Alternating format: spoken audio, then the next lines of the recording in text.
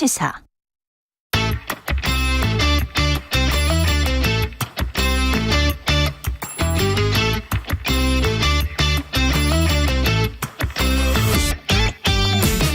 네, 단신 뉴스는 다루지 않습니다. 길고 깊이 있는 뉴스를 다루는 장신 뉴스 시간입니다. 장윤선 정치전문기자, 신인규 정당 바로 서우기 대표, 장신 커플 두 분 자리하셨습니다. 안녕하십니까? 네, 안녕하십니까? 안녕하세요. 네, 17%포인트 차. 이준석 전 대표가 선거는 확실히 잘 맞추네. 와, 제가 깜짝 돗자리를 놀랐어요. 깔아야죠. 네. 한 2주 전에 18% 이야기 안 했어요? 거의 정확하게 네, 맞췄다고 거의 정확하게 봐요. 네. 제일 근사치를 맞춘. 그러니까 아무래도 네. 데이터를 근거로 해서 분석을 하니까 그렇죠. 데이터로 하면 거의 다 이게 맞을 수가 있죠. 2주 전, 한 1주 전에 국민의힘 한 인사가 여기를 나가면서 10%포인트 진다 이렇게 이야기를 하셨거든요. 네. 네, 방송에서는 그렇게 안 하셨지만 네. 속마음은 대충 그런 거 10%에서 20% 사이 이렇게 생각을 하고 계셨어요? 신인규 대표도? 근데 저는 한 10% 정도 봤습니다. 왜냐하면은 10%? 이번에 네. 정의당과 진보당이 네. 이번에 후보를 냈기 때문에 저는 그쪽으로도 표가 좀 분산될 수도 있겠다라고 생각을 했었거든요. 그러네요. 근데 저도 이번에 이제 개표 결과를 보니까 표 결집이 좀 일어나가지고 오히려 그런 부분에서는 그 17%. 17%에서 18% 그 사이가 이번에 결과가 좀 나온 것 같습니다. 장윤선 기자는 어떻게 예상했었습니까? 그러니까 저는 국민의힘의 예측과 민주당의 예측이 너무 차이가 많이 나서 도대체 거기서 어느 장단에 춤을 춰야 될지 모르겠다 이런 네. 수준이었는데 사실 국민의힘에서는 그 김태우 후보 캠프에서는 투표율도 한 37% 정도, 37, 8 이 정도 봤어요. 네. 40%안 넘는다. 네. 그리고 우리가 이긴다. 지더라도 아주 근소한 차이로 박빙이다. 뭐 이런 주장을 했었고, 그랬죠. 예, 민주당 경우에는 아니다. 초반에는 한 42, 40% 이렇게 보다가 뒤로 갈수록 45. 아니야. 45에서 50 사이 갈 것 같아. 투표율은 이제 그렇게 수정을 하면서 차이는 처음에는 10에서 15 얘기하다가 15에서 20% 차이 날 것 같아요.라고 해서 제가 어제 아침 방송에서 이제 그런 내용을 소개해 드렸는데 예. 아니나 다를까 실제로 투표율 때문에. 그렇죠. 투표율도 상당했고 그리고 격차도 두 자릿수도 그냥 단순히 10%가 아니라 17% 이상이라는 것은 이제는 대통령이 책임지셔야 된다. 이 선거의 책임은 대통령에게 있다. 대통령 책임론이 상당히 거세질 것 같다. 국민의힘 안에서부터. 이게 예. 얼마나 엄청난 결과냐면요. 이게 예. 지금 민심의 엄중한 거의 몽둥이 수준으로 든 거거든요. 몽둥이를 든 건데 거의 국민의힘의 완패죠. 완패고요. 이게 그 2021년도 4.7 보궐선거 서울시장 선거를 기억하실 텐데 그때 뭐 젊은 바람 일어나고 뭐 유세차 나오고 막 이러면서 굉장히 국민의힘이 흥행을 이뤘던 그 선거입니다. 그때 오세훈, 박영선 이 구도에서 그때 57%를 오세훈 시장이 얻었고 박영선 후보가 39% 얻으면서 18% 차이를 냈던 건데 그 정도의 격차가 지금 강서구에서 나온 거예요. 예. 그래서 이것은 어마어마한 지금 민심에 결집된 아주 그 확정적인 메시지다. 이제 이 메시지를 받아들일 책임은 전 대통령실과 정부 여당에 있다. 근데 나경원 전 의원의 이야기대로 강서구가 워낙에 어려운 지역. 아니 국민의힘에. 그러니까 아니에요? 저는 자꾸 그게 국민의힘 프레임이에요. 그래서 그래요? 역대 선거를 쭉 제가 표분석을 해봤어요. 그러니까 지난 21대 총선에서는 강서 가불병이 원사이드하게 민주당이 이깁니다. 그리고 최소 15,000표 이상으로 가불병이 다져요. 그러니까 병 같은 경우에는 25,000표 이상으로 한정혜 의원이 이기거든요. 그런데 대선에서는 이재명 대표가 윤석열 당시 후보에게 8,490표밖에 못 이겨요. 대선 때. 예. 그리고 지방선거, 작년 지방선거에서는 송영길 서울시장과 오세훈 서울시장 후보 두 분의 이제 대결이었는데 35,000표 차로 집니다. 그러니까 전 지역에서 모든 동에서 고르게 다 지거든요. 그러니까 무슨 얘기냐면 강서구는 어떤 수도권 서울 민심의 풍향계 같은 동네예요. 상당한 스윙보터 지역이다. 네. 그러니까 선거 때마다 후보가 어떤지 전략이 어떤지 다 보고 판단해서 투표하는 지역이지 예컨대 무슨 영남의 어느 지역 호남의 어느 지역처럼 그냥 뭐 민주당이면 무조건 찍어주고 국민의힘이면 무조건 찍어주고 뭐 무슨 막대기만 꽂아도 찍어주고 이런 동네 아니다. 그렇기 때문에 이거는 국민의힘과 특히 윤석열 대통령에 대한 엄중한 경고다. 이번에 회초리 세게 들었는데 이 기조 안 바꾼다, 국정운영 기조 안 바꾸고 계속 야당 안 만나? 그러면 2차 또 들어간다, 내년 총선. 제가요 이번 그 강서구청장 그 보궐선거 현장을 닷새를 동네를 누볐어요. 동네를 싹 다 취재를 했는데 예. 이게 뭐 제 얘기가 아니라 예. 강서구 구민들의 평범한 시민들의 말씀이에요. 예. 예. 저는 그렇군요. 이게 나경원 예. 의원의 주장에 대해서 제가 단박에 데이터로 반박을 드리자면 김성태 원내대표, 그러니까 국민의힘의 이제 3선 원내대표까지 지냈던 맞아요. 예. 얼굴 같은 분이죠. 그렇죠. 이분의 지역구가 강서을입니다. 맞아, 맞아. 여기서 강서을. 내리 3선을 했는데 득표도 뭐 50% 가까이 얻고 당선이 되거든요. 예, 과거에. 근데 어떻게 강서가 뭐 험지다 이렇게 얘기할 수 있는지가 의문이고 이게 이제 아마 국민의힘의 패배를 받아들인 자세인데 한 세 가지로 봅니다. 이번 선거는 강서 민심에만 국한됐다. 그렇지. 큰 의미를 이러면서 두지 말자. 예, 지역에 축소시키는 게 하나가 있고 또 네. 하나는 구청장 선거와 총선 국회의원 뽑는 건 또 다르다. 뭐 이런 식으로 나갈 네. 수가 있고 마지막 논리가 이거 뭔가 선관이나 이런 좀 부정이 개입됐다. 요 세 논리 중에 하나로 저는 갈 걸로 보이거든요. 예. 그래서 어쨌든 나경원 의원이 이야기하신 건 요 첫 번째 논리 강서 지역에 축소시키는 것이고 여기에 대해서 험지다라는 논리인데 저는 이미 데이터가 다 말해주고 있지 않습니까? 직전에 예. 김태우 후보가 2% 이상 예. 이겼던 곳이고요. 맞아요. 불과 2년 전, 1년 예. 전이죠. 예. 그리고 강서에서 이렇게 국회의원을 내리 3선이나 국민의힘에서 배출했던 지역인데 여길 험지라고 하는 것은 좀 말이 안 맞죠. 그러니까 동네에서 이제 두 가지 얘기를 하는 거예요. 예. 그러니까 전체 유권자가 50만 명이 넘는데 그 유권자 가운데 21만이 호남 출신이니까 예. 국민의힘에게 험지다. 호남이라고 해서 전부 민주당 지지하는 거 아니에요. 그리고 또 하나 어르신들이 9만 명 정도 되는데 9만 명이 다 찍으면 국민의힘이 승리한다. 이런 주장을 김태우 후보 캠프에서 했거든요. 근데 어제 그 얘기를 들으신 60대 어르신께서 예. 저를 붙잡고 말씀하셨어요. 예. 노인이라고 전부 국민의힘 아닙니다. 그러니까 무슨 얘기냐면 네. 민도를 너무 낮게 보고 있다. 그러니까 네. 국민들의 수준이 지금 국민의힘과 또 윤석열 정부가 판단하는 수준 이상이다. 굉장히 높은 수준의 정치의식을 갖고 있는 국민들을 굉장히 낮게 보고 정치를 하니까 정부 특히 국정운영에 대한 부정평가가 계속 올라가는 이런 상황을 맞닥뜨리게 된다. 그러니까 국정운영 기조를 바꾸지 않으면 앞으로 더 큰 파도가 온다. 이런 걸 명심해야 될 것 같습니다. 국정 기조 운영 기조를 바꾸고 그렇다면 진검승부를 한다면 네. 그래서 둘 다 잘한다면 뭐 그러면 총선에서는 뭐 모르는 거 아니에요.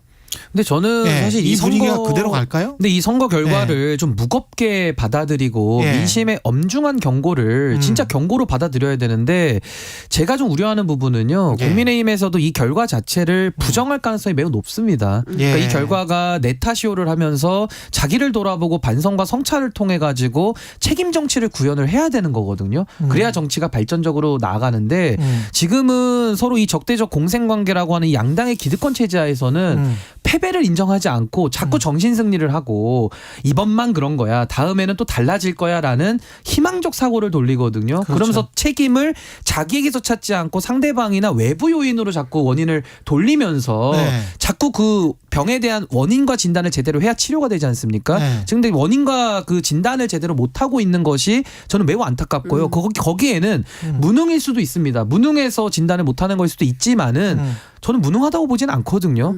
알면서도 그 진단을 하기 싫어하는 아니면 내지는 유권자들을 속이려고 하는 저는 그 기만적 태도가 더 문제다. 이거 모르면 정치하면 안 되죠, 사실은. 아니, 그러니까 이게 약간 층위가 다른 것 같은 게 이재명 대표도 민주당의 승리라고 보지는 않는다. 정권 네. 심판이었다. 이렇게 이야기를 했거든요. 네. 그러면 정권 심판으로 투표를 한 거다고 민주당이 잘해서 투표를 한 거다고 또는 이제 국민의힘이 잘해서 투표를 한 거다고 또는 못해서 투표를 한 거다고 완 다르잖아요. 전혀 다르죠. 예. 제가 저 강서구에서 뭐 재래시장도 다니고 수산시장도 다니고 뭐 지하철역도 가보고 예. 뭐 이제 이렇게 하면서 느낀 민심은 일단 국민들이 급한 거부터 먼저 심판해야겠다고 판단을 하시는 것 같아요. 급한 거부터 먼저. 그러니까 지금 뭐가 제일 급하냐 우리 정치에서. 네. 일단 윤석열 정부가 폭주하고 있다고 판단하는 것 같아요. 급한 거는 그러니까 윤석열이에요, 김기현이에요. 윤석열이죠. 윤석열 네. 대통령의 폭주를 일단 막아야 된다. 네. 이런 판단을 하는 것 같아요. 그리고 이번 선거에서도 솔직히 말하면 김기현 대표가 책임이 없지는 않지만 그렇다고 해서 다 김기현 대표 책임이냐 그렇지만은 않다. 왜냐하면 실제로 대법원 판결 나자마자 석 달도 안 돼가지고 사면에 복권까지 시켜서 출마할 수 있는 조건을 만들어주고 그리고 실제로 물론 이제 이런 얘기하면 국민의힘 관계자들은 증거 있냐? 용산이 그렇게 내보냈다는 증거 있어요? 증거 없으면 말하면 안 된다라고 얘기를 해요. 그래서 가짜 뉴스일 수 있어요. 조심하셔야 돼요. 아니 근데 뭐 녹취가 나와도 네. 인정을 안 해버리기 때문에 네. 증거는 없다고 전제하고 그냥 말씀하시는 아니 거예요. 그러니까 그럼에도 불구하고 네. 아니 정황상 보면 네. 대표는 무공천했으면 좋겠다는 입장을 계속 기자들한테 얘기를 했는데 느닷없이 뭐 공당으로서 책임감을 가지고 공천을 안 할 수 없다 하면서 김태호 후보를 내보낸 거 아니겠습니까? 그렇죠. 복귀해 보면. 예, 그렇죠. 예. 그러면 김기현 대표는 안 하고 싶은데 그러면 누가 공천 강행을 했을까? 이 부분을 생각해 볼 수 있는 그렇지. 거잖아요. 예. 그런 차원에서 추론은 가능하다. 이 부분에 대해서 아니라고 주장을 하니까 그건 뭐 드릴 말씀은 없습니다만 여하튼 국민들의 회초리는 1차 윤석열 정부의 폭주 그리고 2차 김기현 대표에 대한 무능 판단 그리고 예스맨 뭐 대통령이 하라면 하라는 그렇지. 대로 무슨 예. 하청부대 하명부대처럼 행동하는 게 과연 여당으로서 자기 역할을 하는 거냐 여당 대표 맞냐 이제 이런 비판이 있는 것이고요. 그리고 세 번째는 사실 민주당이 너무 잘해서 민주당이 좋아서 민주당을 꼭 해야 돼서 뭐 이런 의견들도 분명히 있었습니다. 예. 그렇지만 그것보다는 첫 번째는 윤석열 심판이 제일 컸다. 이렇게 볼 수 있을 것 같아요. 저도 뭐 민주당이 잘한 거는 저는 잘 기억이 안 나거든요. 근데 민주당이 잘했다기보다는 지금 윤석열 정권에 대해서 경고장을 날릴 수 그렇죠. 있는 유일한 현재로서의 대안이다라는 판단이 좀 앞섰던 것 같아서 예. 표 결집이 있었던 것 같고요. 지금 책임론에 대해서 누가 책임져야 되냐 이게 핵심 아닙니까? 그렇죠. 저는 김기현 대표의 말에 정답이 있다고 봐요. 김기현 대표가 전당대회 국면에서 늘 외쳤던 것이 당정 일체입니다. 그러니까 당과 정은 하나라는 거죠. 예. 거기에 답이 다 나와 있습니다. 그러니까 둘 다가 하나로서 그러니까 연대 책임이라 그러죠. 연대 책임이다. 연대 보증 쓰듯이 해서 연대 책임을 지는 거기 때문에 네. 뭐 은행에서 돈 빌려주고 이제 연대 보증 세우면은 뭐 채무자나 보증인이나 아무나 그냥 청구해서 받아가는 거거든요. 그래서 이 책임론에 대해서는 윤석열, 김기현 이 두 분의 지도자들의 책임을 자, 피하기 어렵다. 근데 이렇게 대통령은 뭐 탄핵이 아닌 이상 물러날 수가 없잖아요. 그러면 이제 당이 변해야 되는 수밖에 없어요. 그리고 당이 변하는 거를 대통령도 함께 변하면 이제 국민의힘으로서는 최상이겠죠. 만약에 민심을 받아들이면. 근데 아까 유승민 의원은 대통령이 변할 것 같지는 않다. 대통령이 변한다면 국민의힘한테 참 좋을 것 같은데 어떻게 보세요? 원래 사람은 잘 안 바뀌잖아요. 그래서 똑같은 원래 이야기네. 그 고쳐 쓰는 게 아니라 바꿔 쓰는 거라는 그 명언도 있는데 네. 우선 사람은 안 바뀐다로 네. 보고 윤석열 대통령은 아마 이 상황을 받아보면서 네. 전 좀 일단 놀랬을 것 같아요. 좀 놀랬을 것 같고 그냥 보고받았던 내용과 좀 다를 수 있으니까. 보고받았던 근데 놀랬다고 해서 또 바꾸진 않죠. 그래서 좀 더 기존의 방식을 더 유지 강화할 수 있겠다. 그러니까 정치 사망, 오히려? 정치 실종을 더 유지 강화를 해서 아예 힘으로 누르겠다라는 생각을 할 수밖에 없고요. 왜냐면 그 방법 말고는 정치 복원의 길로는 너무 멀리 이탈해가지고 이 궤도 수정을 하기가 매우 어렵다라고 좀 보여지고요. 그래요? 결국 당이 주도권을 갖는 수밖에 없는데 그렇다면 당에서 자율권을 되찾아와야 됩니다. 우리 헌법 8조 2항에 나와 있는 정당은 민주적으로 운영되어야 한다. 그러니까 정당의 주인들이 목소리를 내고 정당의 구성원들이 대통령으로도 독립선언을 해야 되는데 독립운동도 아무나 하는 게 아니거든요. 자기 희생과 철저한 역사의식을 가지고 독립운동도 하는 것이기 때문에 네. 저는 지금 지도부가 그걸 할 수 있는 능력이 되느냐 절대 안 된다고 보고요. 이분들은 지금도 아마 마음속에는 자기 공천에 매몰돼 있을 거예요. 그렇다면 이 상황 속에서 어떻게든 이 당의 주도권을 내려놓으려고는 하지 않을 것이다. 저 그렇게 봅니다. 그러니까 첫 번째는 이제 취재해 보면 그 검찰 DNA라는 게 있다. 대통령의. 예, 그렇죠. 네. 그러니까 아니 평생 검사만 했으니까요. 네. 그래서 여기서 어떻게 하면 더 앞으로 나갈 생각을 하는 거지 뒤로 물러날 생각은 없을 것이다라고 이제 서초동 쪽에서 이제 얘기가 나오고 있고요. 그러니까 그렇다면 이 기조는 계속 유지되는 거다. 바꾸지 않는다. 그러면 내년 총선에서 지면 그러면 어떻게 되겠냐. 그때도 안 바꿀걸요. 이제 이런 얘기를 검찰 주변에서는 해요. 그러니까 이게 그러니까 늘 힘의 논리로 싸웠기 때문에 그리고 수사를 평생 했기 때문에 어찌됐든 판단이 틀리면 안 되는 거예요. 밀고 가서 어떻게든 옳게 만들어서 구속을 시키는 방향으로 일을 해왔기 때문에 그런 정도로 갈 거다. 그래서 이 기조를 바꾸지는 않을 거다. 근데 정치하고 수사는 완전히 다른 거 아닙니까? 그렇죠. 예, 그리고 지금은 검사 그리고 검찰총장이 아니고 대통령이기 때문에 전체 국민을 포괄하고 포용하는 차원에서 어떤 합치의 개념으로 들어와야 되는데 지금 그거는 아니잖아요. 대통령이 뭐 국민의힘 연찬회 가서 한 얘기를 보면 국무위원들 뭐 여러분들 뭐 다 전사가 되라 이런 얘기를 하고 있는 거고 싸워서 말로 싸워서 이겨라 이렇게 하니까 실제로 지금 국감 전체가 막 도처가 파행되고 뭐 이러고 있는 상황인 거잖아요. 그러니까 이 기조가 안 바뀐다는 거는 매우 불행한 것이죠. 그리고 또 하나는 그러면 아까 말씀하신 대로 당이 좀 나서서 대통령 이렇게 하시면 안 되고 새로운 기조로 가야 된다라고 누군가는 얘기를 해야 되는데 그 얘기를 아무도 할 사람이 없다라는 얘기가 나오는 거죠. 고향옥에 방울 그렇죠. 예. 그리고 누가 말할 건데. 예. 그리고 당장 공천이 다 목전에 있는데 혹시라도 찍히면 불이익이 올 수 있는데 그걸 누가 감당할 거냐. 우리 당에 그런 사람 많지 않다. 유승민 의원이 말한 것처럼 진짜 무서워해요? 아니 유승민 대표님도 말씀하고 계시고 저도 국민의힘 당원입니다. 잊으시면 안 돼요. 저도 이렇게 와서 얘기하고 있는데도 잘 안 듣죠. 근데 전 여기서 윤석열 대통령 다음을 저는 봐야 된다고 보는데 이분이 그 후보 시절에 말씀했던 명언 있잖아요. 전광판 보지 않는다. 1%가 돼도 할 일을 한다. 저는 거기에 이제 오기가 담겨 있다라고 저는 보는 거고요. 두 번째는 이념이 중요하다 이러고 있거든요. 그러니까 과거에는 후보 시절에는 민생, 이념 이런 거 안 중요하다. 그렇죠, 민생, 그렇죠. 실리 이러다가 지금은 민생, 이념밖에 없다 이러고 있어요. 그렇기 때문에 이런 좀 고집스러운 태도를 이제는 이념이 중요하니까요. 이런 실리 때문에 바꿔서는 안 되는 지경이 이미 와버린 것이고 마지막으로 이 특수부 검사 DNA가요. 영장이 기각나면 어떻게 합니까? 재청구하죠. 그렇죠. 그리고 1심에서 무죄 나오면 어떻게 합니까? 항소하죠. 그러니까 윤석열 대통령은 패배에 굴하지 않는 불굴의 의지를 갖고 살아오셨기 때문에 끝까지 직진을 하는 것이고요. 저는 이 시금석이 언제냐. 김행 후보자 논란을 지금 처리해야 되지 않습니까? 그렇죠. 김행 후보자를 임명한다. 그부터 지금 제가 설명하게 맞아 들어가는 거예요. 그러니까 이 부분이 아마 검증의 시험대가 될 것이다. 저는 그렇게 봅니다. 정말 오기로 정치하면 안 되죠. 그러니까 이념 관련해서 제가 현장에서도 시민분들한테 많이 여쭈었는데 아니 지금 당장 먹고 살기 너무 힘든데 재래시장에서요 귤 5개 넣고 5,000원이에요. 그렇죠. 낮에 프로하는 저 배종찬 소장은 자기 앉으면 귤 50개는 먹어야 되는데 아니 사과가 8,000원이야. 사과가 8,000원. 그러니까 어떻게 사냐는 거예요. 그러니까 국민들이 물가는 오르죠. 그리고 기름값도 장난 아니게 오르고 있지 않습니까? 그러니까 민생이 너무 힘들어요. 그런데 무슨 이념이냐는 거죠. 지금 이념 얘기할 때냐 먹고 사는 문제 얘기해도 부족하고 사실 보수에게 국민들이 표를 드렸던 이유는 그래도 보수가 경제적으로는 유능하겠지.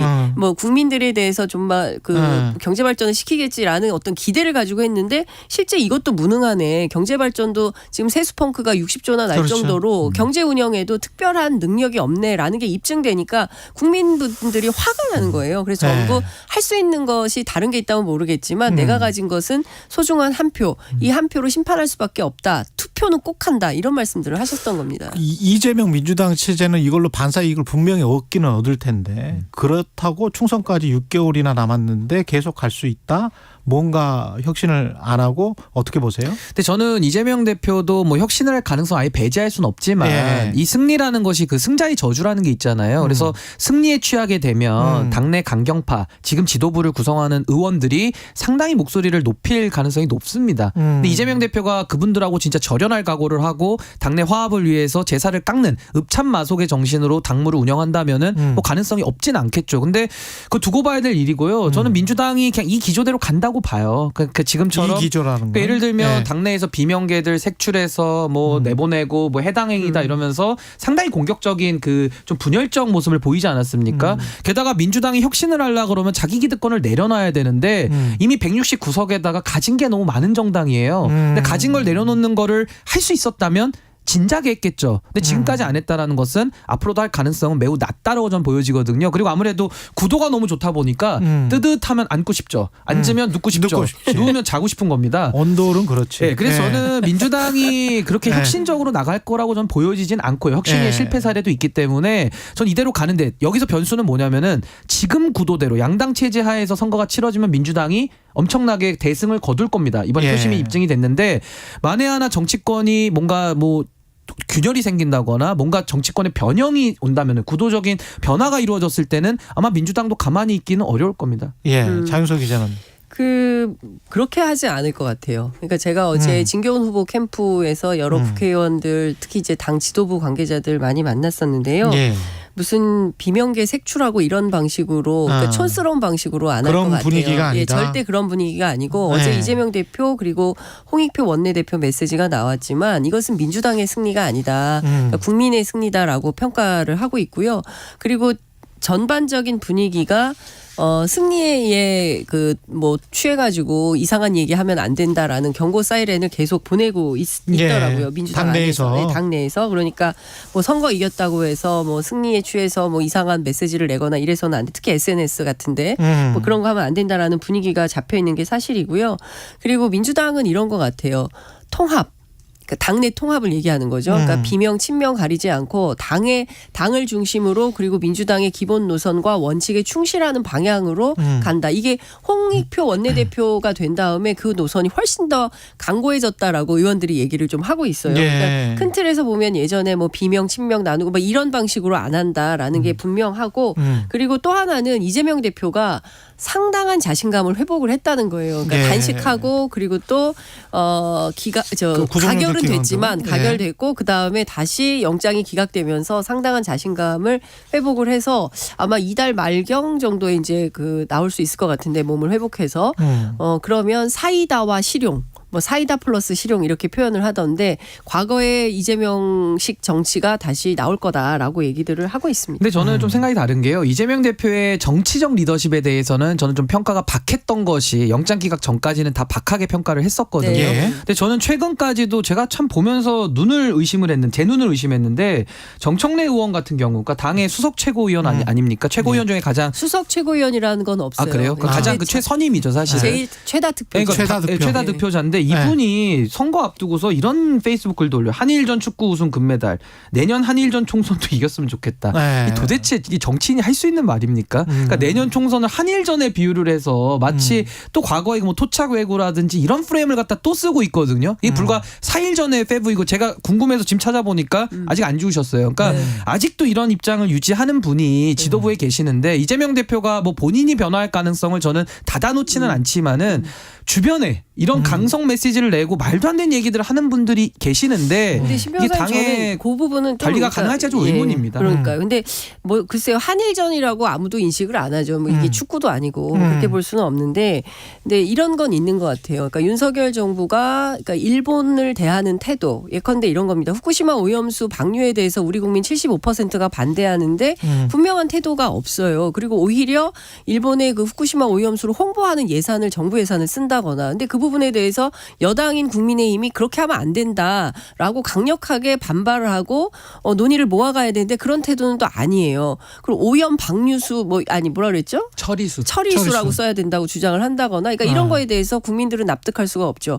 그리고 지금 동해를 일본해로 바꿔서 확정을 하지 않았습니까? 미국 국무부에서. 예. 근데 그 부분에 대해서도 왜 윤석열 정부는 그러면 앞으로 우리가 애국가를 동해물과 백두산이 아니라 일본해와 백두산이라고 불러야 되는 거냐라는 국민적 문제 제기가 있는데 그 부분도 정부가 정확하게 말을 안 하고 있어요. 그리고 독도와 관련해서도 마찬가지입니다. 그리고 역사 왜곡 관련된 예산도 전부 삭감을 했어요. 이런 등등의 태도를 볼 때 일본에 대한 태도가 왜 저러냐. 그 부분에 대해서 민주당 지지자들이라든가 평범한 시민들이 볼 때는 좀 이상하다. 이런 판단을 하는 차원에서 뭐 그렇게 주장을 했을 수는 있는 건 아닌가 싶어요. 저도 장 기자님하고 생각이 똑같아요. 네. 여기에 대한 문제의식 똑같이 있고 그렇게 비판을 해야 맞는 건데 이런 식의 선전적이고 선동적이고 당의 분위기를 일으켜서 이게 당도 측정까지 가는 거거든요. 그 소위 말하는 비명들의 당도를 측정하던 것까지 했었는데 네. 저는 그런 움직임이 좀 안 나왔으면 좋겠고요. 민주당도 그런 혁신을 하기 위해서, 그러니까 하나의 문제와 사안을 제대로 짚고 제대로 비판하면서 대안을 내는 능력 있는 야당의 모습을 보여줘야 되는데 이 정청래 의원 스타일처럼 뭐 하나만 터지면은 뭐 한일전 나오고 항상 선동하면서 당도 체크하려는 당원들의 움직임을 부추기는, 저 이런 형태의 정치는 이제 좀 근절될 필요가 있다. 이재명 대표의 숙제일 겁니다. 1000% 동의합니다. 그런 의미에서 근데 이제 그 총선이 아니고 이번에 그 강서구청 선거 전에도 한참 동안 나왔던 게 제3신당 무슨 대안 무슨 유의미한 파괴력이 있는 뭔가 대안이 나올 듯한, 그리고 의문의 일패는 지금 금태섭 신당이 당한 게 아닌가 뭐 이런 생각도 들고, 뭐 이런 양양자 식으로 신당도 있어요. 그렇죠. 양양자 네. 신당도 있고 네. 뭔가 쑥 쏙 들어가 버리는 겁니까? 제가 이렇게 예전부터 되면? 말씀드렸잖아요. 네. 의미 없다고. 의미 없다. 쏙 들어가 버리는 네. 상황이 되는 네. 건가요? 이렇게 말씀드릴게요. 저는 뭐 삼지대 뭐 이런 표현보다는 예. 새로운 정치 세력, 국민들이 희망을 가질 수 있는 예. 정말로 정치적인 효능감을 누릴 수 있는 그런 새로운 정치 세력들이 나와야 대한민국 정치가 바뀌고 국민들에게 더 마음의 만족감을 드릴 수 있는 거 아니겠습니까? 예. 근데 저는 지금까지 그러니까 강서구청장 선거까지는 그런 움직임이 없는데 이제 앞으로 좀 지켜본다면은 아마 국민들이 저는 그런 바람을 좀 일으키실 수 있다고 봐요. 왜냐하면 기존의 정치권에 대해서 너무 환멸을 느끼고 더 이상 지지할 후보가 없다. 그리고 제 주변에 있는 분들은요. 1번도 싫고 2번도 싫고 그렇다고 가서 소수 정당에 표를 주다니 예. 또 그것도 참 사표가 되는 것이 투표 무용론이 빠지거든요. 그 주변에 있는 분들이 투표는 하시죠? 하고 싶은데 예. 투표를 포기당하는 예. 그런 상황이거든요. 예. 제가 드리고 싶은 말씀은 예. 새로운 정치 세력이란 전 단어를 좋아하는데 예. 이 새로운 정치 세력이라 함은 포장지만 새 거가 돼서는 안 안 된다. 되고요. 그렇죠. 내용물까지 완전히 싹 다 새로워서 국민들한테 완전한 정말 좀 희망과 대안으로서 역할로 인식이 돼야 된다. 근데 지금 나와 있는 여러 가지 그런 뭐 삼지대니 뭐니 하는 것들은 과거에 어디서 많이 봤던 풍경이에요. 그 새로운 네. 것도 없고요. 그래서 네. 저는 명칭이 중요한 게 아니다. 아. 이번에 사실은 제일 아픈 선거 결과는 정의당입니다. 그러니까 정의당이 그렇죠. 진보당하고 거의 비슷한 수준의 이제 소수 평가를 받은 건데요. 예. 저는 그 점에서 정의당이 굉장히 아프게 받아야 그럴 될 것 것 같고 같아요. 예. 사실 대한민국에서 제3 세력이라고 하면 가장 추앙받던 게 바로 정의당이었어요. 정의당이었거든요. 그리고 과거에 예. 민주노동당이 그야말로 가장 신박한 정책들 뭐 예컨대 무상복지 시리즈라든가 그렇죠. 뭐 이런 정책 능력을 보여줬었는데 지금의 정의당은 전혀 존재감도 없는 그런 정의당이 돼버렸다. 이 부분에 대해서 스스로 정말 평가를 해봐야 될 것 같고요. 특히 이번에 제가 현장에서 만난 민심은 국민들이 진정성, 진심 그리고 다 평가하고 다 보고 있다. 그리고 기회주의적 태도에 대해서는 반드시 심판한다는 생각을 갖고 계셨다는 말씀 좀 드리겠습니다. 여기까지 듣겠습니다. 장윤선 정치전문기자, 신인규 정당 바로 세우기 대표였습니다. 고맙습니다. 네, 감사합니다. 이슈 오도독 김종대 전 의원과 함께 이스라엘 하마스 분쟁 등 여러 가지 외교 사안 다뤄보니까요. 예, 이슈 오도독 바로 들어와 주시기 바랍니다. 최경영의 최강시사 여기까지였습니다. 고맙습니다.